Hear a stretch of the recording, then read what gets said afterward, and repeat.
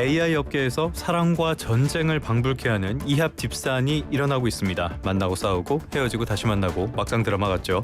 그 중심에는 테슬라의 수장인 일론 머스크 그리고 오픈 AI의 CEO인 샘 올트먼이 있습니다. 최근에 일론 머스크 쪽에서 오픈 AI 팔라면서 적대적 M&A를 이야기한 적이 있습니다. 그러다 보니까 샘 올트먼 쪽에서는 뭔 소리냐, 너네 트위터 이젠 X죠, 이쪽 지분 내놔라 이렇게 맞섰는데요. 안 될 거 뻔히 알면서 왜 이런 말을 주고받았을까요? 이 배경 살펴보도록 하겠습니다. 강정수 블루닷 AI 연구센터장과 이야기 나눠보겠습니다. 센터장님 나와 계십니까? 네, 안녕하세요. 강정수입니다. 예, 안녕하십니까 센터장님. 제가 앞서서 그 문을 열면서 말씀을 드렸는데요. 일론 머스크랑 샘 올트먼 설전을 벌였어요. 이거 사건의 전말이 어떻게 됩니까? 우선 그 샘 알트만과 일론 머스크의 그 관계는 예. 친했다가 멀어졌다가 싸웠다고 하는 관계는 벌써 10년이 지났습니다. 2015년에 오픈 AI라는 것을 공동으로 창업한 사람이 바로 두 주인공. 그러니까요. 같이 만들었잖아요. 예. 네, 일론 머스크였죠. 근데 당시에 창립 정신이 뭐였냐면은 특정 기업, 당시는 이제 구글을 얘기하는 거였는데요. 특정 기업이 AGI를 일반 인공지능을 만들어서는 안 된다. 범용 인공지능. 네, 인류 보편에게 또 도움이 되고 혜택이 가는 AI를 만들자. 그래서 좋은 AI 기술을 만들어서 오픈소스로 우리가 공개하는 AI를 만들자라는 것이 당시 샘 알트만과 일론 머스크의 공동된 합의였죠. 근데 2018년에 둘이서 결별을 합니다.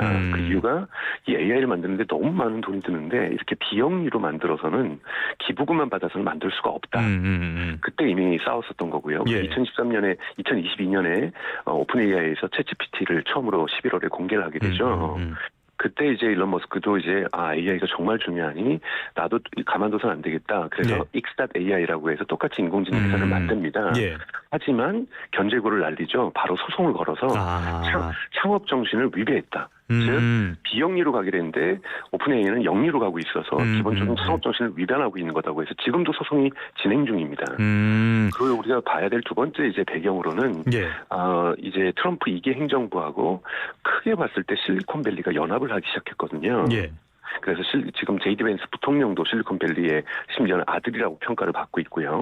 그리고 실리콘밸리에 있는 많은 벤처 캐피탈이라든지 또는 피터 틸이라든지 이런 인물들이 트럼프 2기 출범에 참여를 했고요. 가장 중요한 것은 여러분 잘 아시는 것처럼 일론 머스크는 크게 베팅을 하면서 트럼프와 함께하고 있고 지금 트럼프 행정부 내에서도 거의 오른팔 왼팔을 다 하고 있는 이런 영향력이 있다 보니 양손이네요. 샘 알트만은 계속해서 배제될 수가 없기 때문에 트럼프 행정부에 같이 하고자 하는 스타게이트라든지 여러 가지 협력 안들을 지금 제시하다 보니 두 사람의 감정 싸움들이 계속해서 심화되고 있는 과정에서 사실 이번에 딥시크 충격 때문에 일론 머스크가 또 공격을 한 거죠. 오픈 AI는 공개도 안 하고 있고 그러면서 중국이 쫓아오는 것을 허락했고 이러면서 이럴 바에야 내가 그냥 인수해서 운영하겠다라는 제안을 했다라고 볼 수가 있고 여기에 감정이 상한 또 샘 알트만은 노 땡큐라고 첫 말을 뽑으면서 그럴 필요 없다. 차라리 그럼 우리가 당신이 가지고 있는 X.AI 옛날에 트위터 우리가 인수하겠다. 딱 10분의 1 가격으로 당신이 제안한 오픈 AI 제안 인수 가격 이렇게 지금 설전들이 오가고 있으면서 감정 싸움들이 계속해서 이런 스토리를 낳고 있다고 볼 수가 있습니다. 그럼 좀 정리를 해보면은 원래는 친구였는데 오픈 AI가 돈도 받고 또 폐쇄적인 모델을 쓰고 있다. 그래서 창업 정신을 위배했다. 여기서부터 사이가 멀어졌고요. 여기 트럼프와의 관계도 영향을 미쳤다라고 정리를 할 수가 있겠는데 그렇게 보면은 이번 그 인수 제안 같은 것들 이런 것들은 어떤 치밀한 손익 계산 이런 게 있었다기보다는 감정 싸움에 가까운 겁니까? 네, 맞습니다. 후자가 맞습니다. 사실은 이제 일종의 우리가 권투를 치면은 잽을 날리고 있는 거죠. 그러니까 진정으로 진짜 X.AI 일론 머스크도 이미 인공지능 회사를 갖고 있기 때문에 굳이 오픈 AI를 인수하지 않아도 되거든요. 물론 갖고는 싶을 거예요. 왜냐하면 오픈 AI가 그래도 아무리 딥시크가 쫓아오고 있어도 지금 세계에서 가장 뛰어난 AI 기술을 보유하고 있는 건 맞습니다. 그렇죠. 하지만 트럼프 일론 머스크 같은 경우에도 X.AI에 두 번의 큰 투자를 받으면서 빠른 속도로 쫓아가고 있거든요. 그렇기 때문에 반드시 필요한 건 아니지만 또 있다라면 합병을 한다면 또 나쁠 것도 없는 그런 상황이기 때문에 반은 진심이고 반은 감정이다. 이렇게 해석할 수가 있습니다. 그럼 실제로 지금 XAI, 일론 머스크의 이 회사랑 그리고 오픈 AI 기술력의 차이가 얼마나 나는 겁니까? 사실은 한 1년 정도의 차이는 저는 있다고 보고 있어요. 근데 이 요즘 AI 기술 업계에서 1년은 거의 영원에 가깝습니다. 아유, 보통 뭐 자동차 업계에서도 1년 뒤쳐지면 10년 따라잡는데 걸린다고 이야기를 그렇죠. 하는데. 그렇기 예. 때문에 근데 물론 이제 많은 사람들이 자신감이 생긴 것이 딥시크는 정말 빠른 시간 안에 오픈 AI의 수준을 쫓아왔거든요. 예.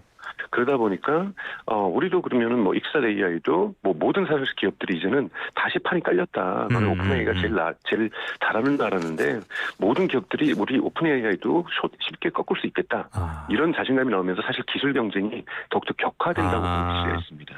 알겠습니다. 지금까지는 인공지능 기술의 발전 흐름과 관련해서 이 두 사람의 공방을 한번 살펴봤고요.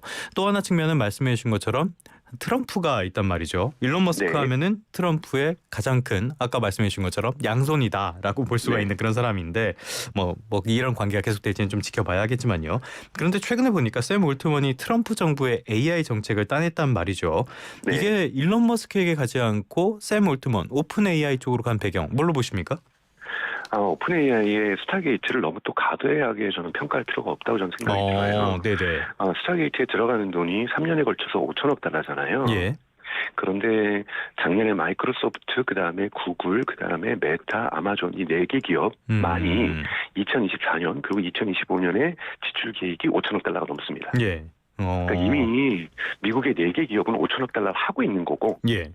그리고 이제 스타게이트는 이제야 시작을 하겠다는 거기 때문에 정확하게 우리가 야구로 치면 이부리가라고 볼 수가 있어요. 네네네. 근데 야구가 잘 되기 위해서는 이부리가도 필요한 거죠. 뭐 그럼요. 그런 차원에서 이제 트럼프 같은 경우에도 계속 실적들을 보여주는 거, AI 강국이 되겠다라는 것, AI 안전보다는 AI 기회와 산업적인 기회를 보겠다. 그리고 이걸 통해서 중국과의 패권 경쟁에서 이기겠다는 목표를 가지고 있기 때문에 트럼프 입장에서는 이부리가가 생기는 것도 아주 좋은 일이죠. 그런 의미에서 진행을 하는 거고 그러다 보니 또 일론 머스크가 견제구를 또 날리게 되면서 거기 그렇게 돈도 없으면서 무슨 프로젝트를 시작하느냐 이런 얘기를 하고 있는 거죠. 네네네. 그런데 샘 알트만 입장에서도 일론 머스크가 영향력이 너무 강해지고 있기 때문에 무언가 트럼프 행정부에 잘 보이는 것도 또 필요한 거예요. 그렇기 때문에 트럼프 행정부의 실적에도 도움이 되는 이러한 정책들을 제안하고 있다고 볼 수가 있습니다.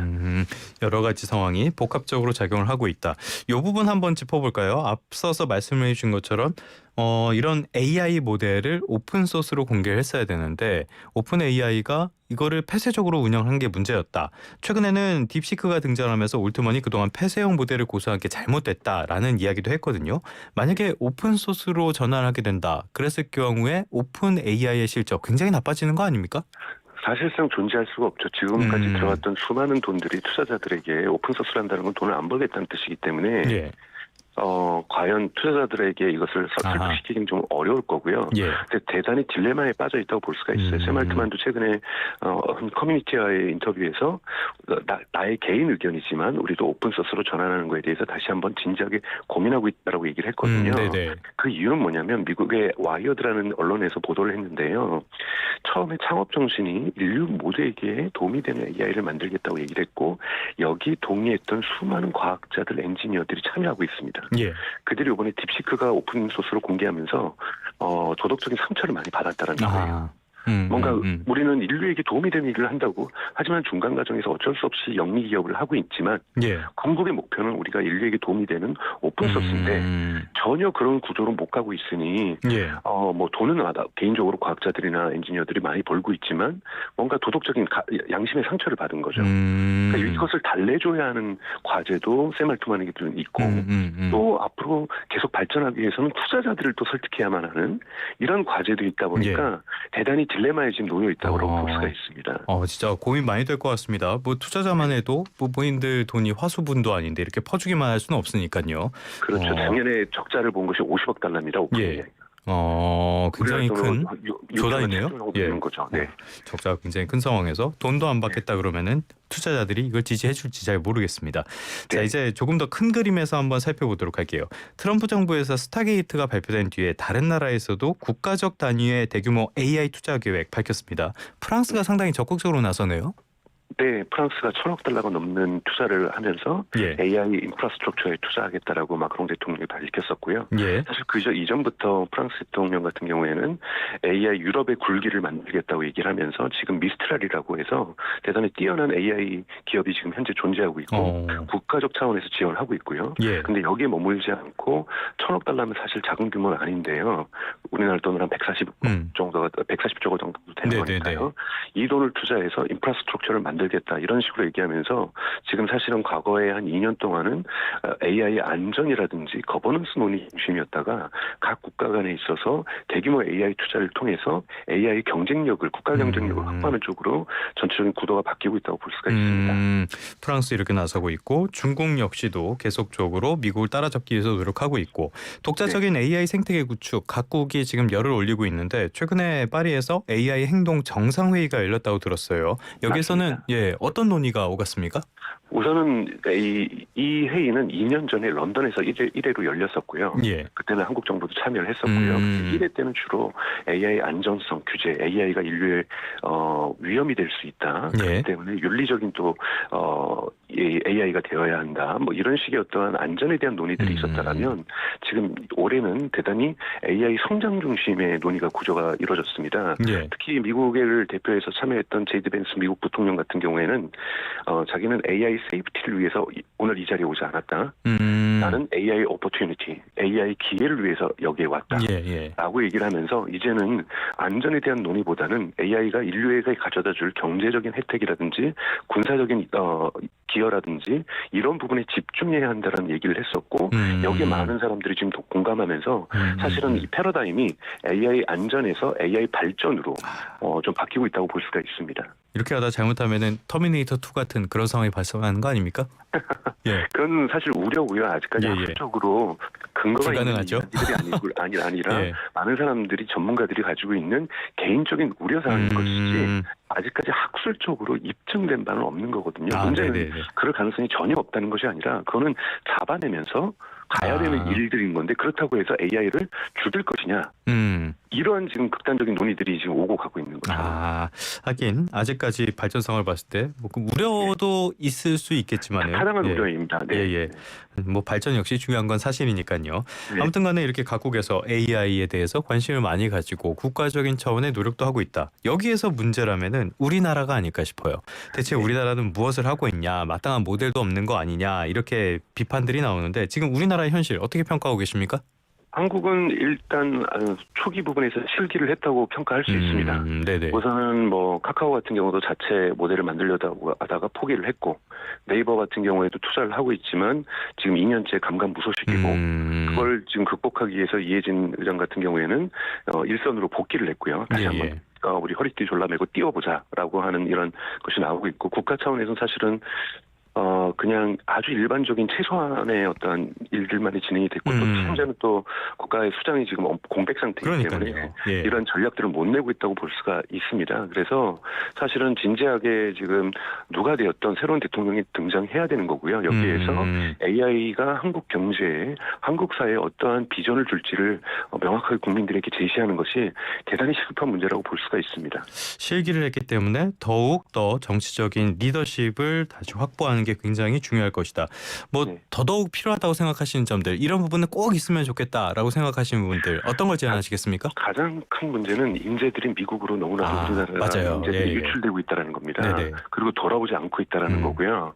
이런 상황에서는 인재들이 돌아온다는 건 돈만으로 되는 것이 아니라 정말 제가 이제 얘기하고 있는 건 과거 김구 선생이 해방 이 독립된 조선에서 대한민국에서 문화강국이 되고 싶다고 했던 것처럼 무언가 인류에게 기여할 수 있는 것을 한국사에서도 탄생시킬 수 있다는 이러한 메시지를 통해서 인재를 다시 해외에 나와 있는 인재를 다시 한국으로 불러야 되는 거고요.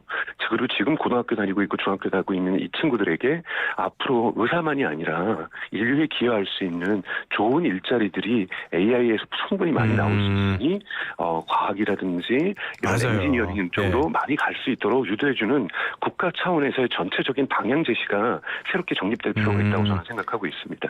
하긴 그런 게 안 되니까 만국병이라고 볼 수밖에 없는 의대 열풍이 불고 있다라고 볼 수 있는 그런 상황인 것 같습니다. 지금까지 강정수 블루닷 AI 연구센터장과 함께 이야기 나눠봤습니다. 오늘 말씀 고맙습니다. 고맙습니다.